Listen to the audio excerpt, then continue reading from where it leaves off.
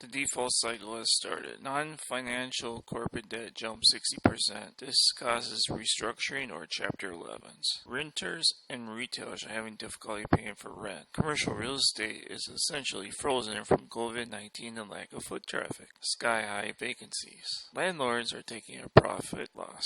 25% of all commercial mortgage-backed securities could default. After unemployment insurance expires, households are forced to take out money for medical expenses, could force homes into default. This will hit bank loans harder in 2020 than 2008. It may take 4 years to see economic activity like January 2020. Gorman's sells stuff at discounted rates, and Stage Stores is closing down Gorman's. Moody's is going out of business. Landlords are in the rights to push payments via legal contracts with renters. The retailers are on the brink of bankruptcy, so their rent payments aren't possible. Filing for Chapter 11 gives retailers the ability to reject unwanted leases, but continue to pay their rent throughout the process up until the point the court approves the cancellations. This task is difficult when little or no revenue will come in due to widespread lockdowns in the United States. In this climate, customers don't spend money, so retailers aren't getting money from all business sales. There isn't any investors looking to buy retailers who did Chapter 11 bankruptcy like Circuit City. Landlords and retailers need to come together to treat the pandemic and economic woes as shared pain between the two. J. Crew, Neiman Marcus, and JCPenney also did Chapter 11. This could reach 19% by the end of 2020. Also, more bankruptcies by Serta Simmons, S.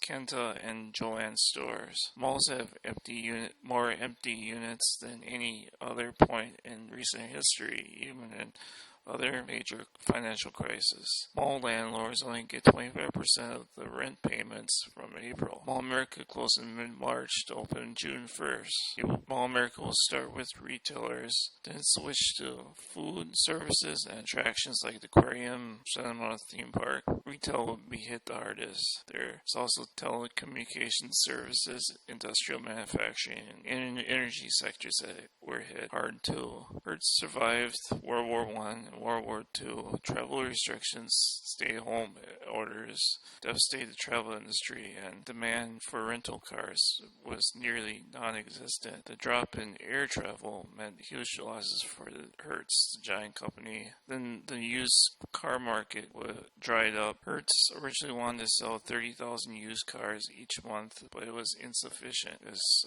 no one would buy them. Airlines have avoided fates because the federal dollars gave billions for sustainment. The corporate debt to GDP has grown a lot since the Great Recession. A lot of small businesses go bankrupt, but there aren't a lot of loans for the big boys like Wall Street. The energy and industries were affected. It's a 19% high yield default rate. A lot of companies are closing their doors for good. They aren't reopening, and since everything is mainstreaming for online, this means fewer employees. Retailers are getting rid of people. At my business, they cut my hours from 5 days to 3 days and give everyone else 5 days a week. I have a bachelor degree. My employer deserves only 2 stars. It was only $11, 3 days a week job, and there was nepotism and ageism because they would hire like 20 to 23-year-olds, and it was family owned.